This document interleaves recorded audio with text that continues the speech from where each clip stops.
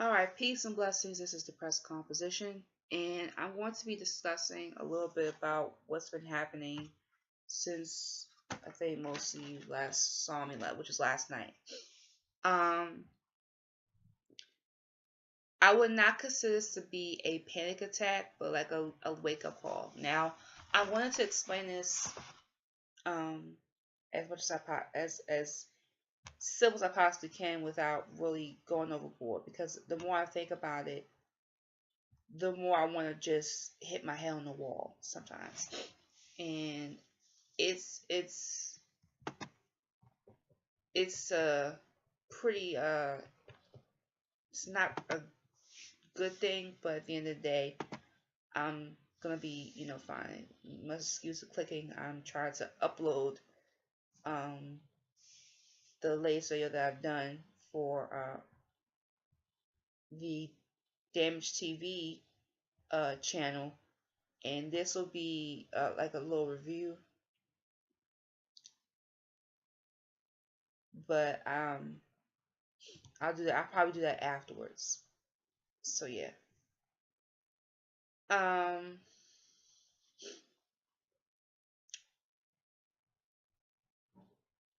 Okay.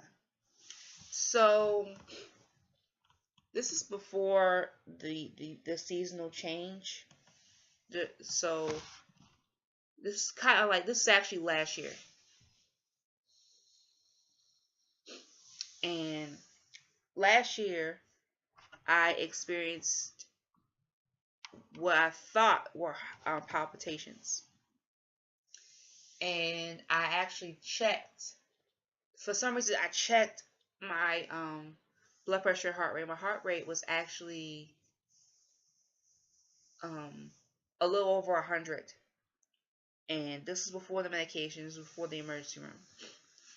And I started to think back to what happened when I first experienced heart palpitations, with the fake hair falling out. I had braids at the time, so I had, the fake hair fall out, and I assumed it was my real hair. And then the palpitations actually just developed. And that was the stressing out. And that was around the time I grabbed the pals. So I thought I was experiencing it again within this will be accounted for being 2 years later, which is 2015. And I thought it was palpitations coming back.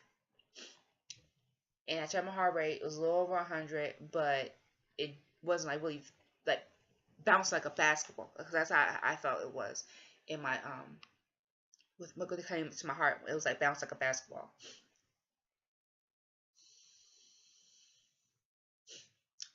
Um.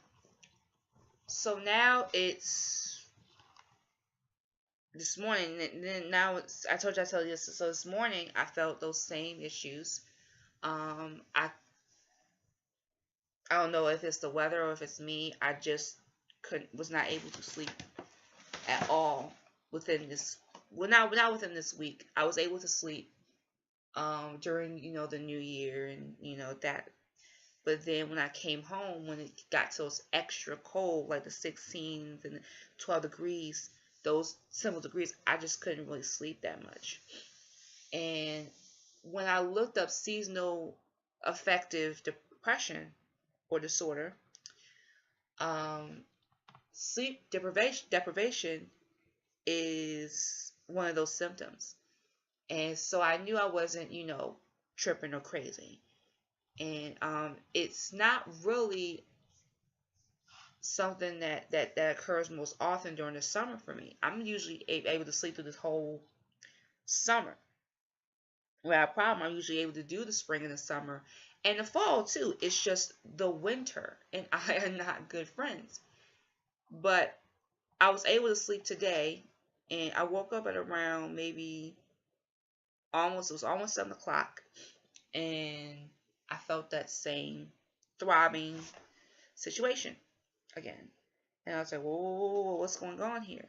So I went to go check my blood pressure as I usually do, not normally, but I usually do, and it was 135 over 82, and my heart rate was 88. So I'm like, oh, okay, then what the hell is going on? the throbbing actually stopped, and it kind of got to a point where, oh shit, excuse me. It kind of got to a point where I was like, okay, now I can calm down and relax. No. I wake up, it is now 12:49. Okay. I was thinking that I was sucking in air more. I was sucking in air instead of doing the proper breathing. And when it came to me doing that, I did it 2 times. So I was just like, oh no, let me go get this blood pressure cuff. Now, mind you, I did not put my blood pressure cuff where I know my blood pressure, my blood pressure monitor, where I normally put. I put it in a closet, okay, and just to keep away from my cousins and stuff like that, and of that nature. And I had it in my laundry bags, and I just ended up going to the bathroom and putting the actual monitor on the trash can, and well, not inside, someone fall. And I actually went ahead and just did monitor my blood pressure while in the bathroom.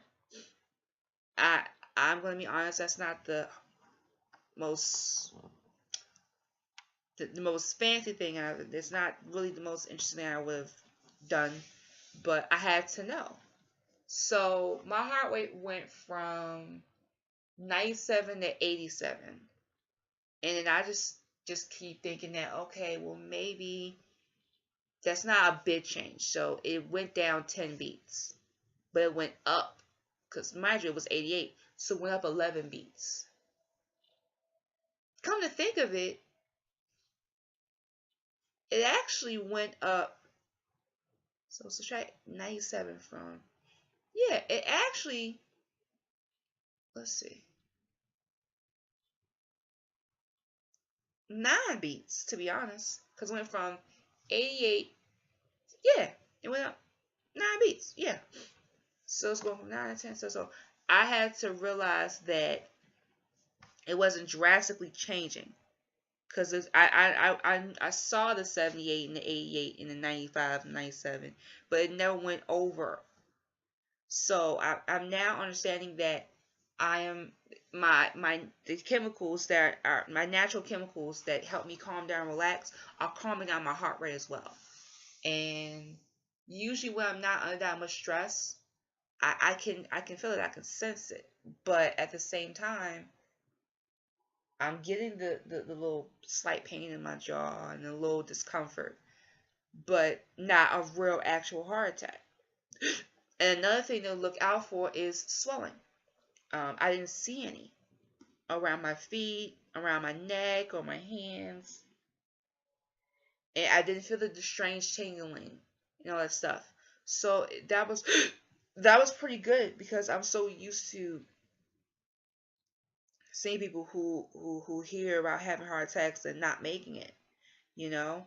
And I always go back to the night where I was in the emergency room, and one of my mother's she's like a mentor, and one of her many children that she mentors with this youth group, her mother passed, and she was recently just talking to her about a graduation for a graduation party for her daughter, and she had a heart attack and she passed, but she was a breast cancer survivor. So a lot of people were just like, wow, like, so you're going from breast cancer to having a heart attack into not being physically with us anymore. So that really like messed me up, and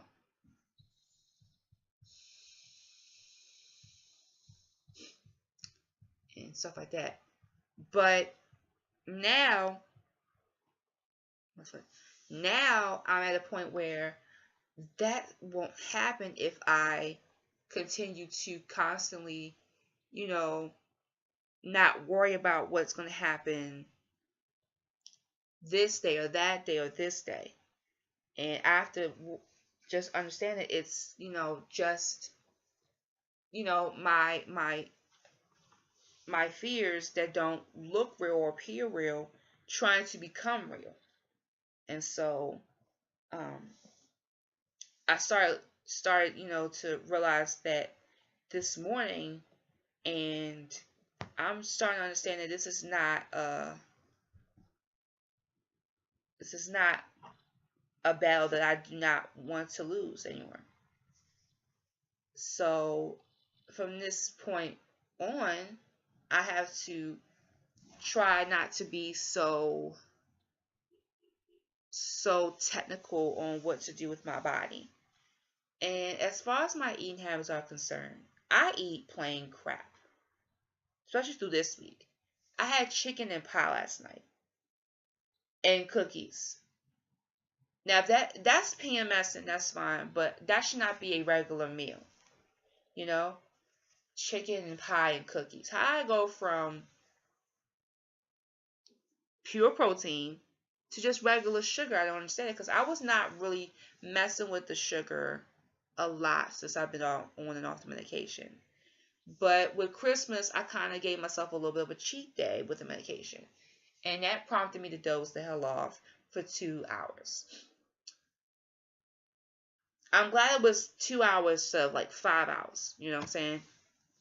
But thank God it was, I dozed off at the right time, because I missed the ugly sweater competition. So I was like, yeah, what? I will wear an ugly sweater. I will wear an ugly sweater, but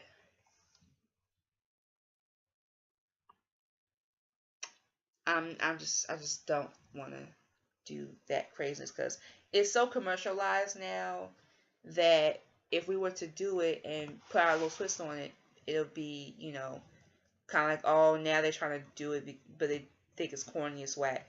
I just don't want to do that situation. So that's just the whole sense of it. I'm not gonna be long. I just wanted to get this off my chest. And speaking of my chest,